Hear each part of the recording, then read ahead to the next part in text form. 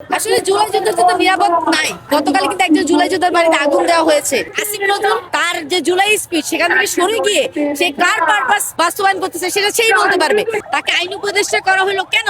কারণ তারা যে আওয়ামী লীগ যে দোষরা ছিল, যারা এই 17 বছর ধরে সারা বাংলাদেশের উপরে হত্যা, খুন, ধর্ষণ এবং স্বৈরাচারী কাঠামোটাকে প্রতিষ্ঠিত করেছে, তাদেরকে অ্যাকাউন্টেবল করা, তাদের অপরাধের শাস্তি ব্যবস্থা করা।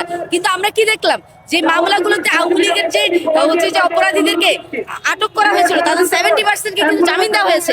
এবং আমরা ঢাকা 8 আসনের হাদি ভাইয়ের উপর যে ব্যক্তি গুলি চালায় তাকে কিন্তু 2বার জামিন দেওয়া হয়েছে এবং জামিন পেয়ে সে কিন্তু হাদি ভাইয়ের উপর গুলিটা করে। তাহলে এর দায়কে আসিফ নজরুল এড়াতে পারে?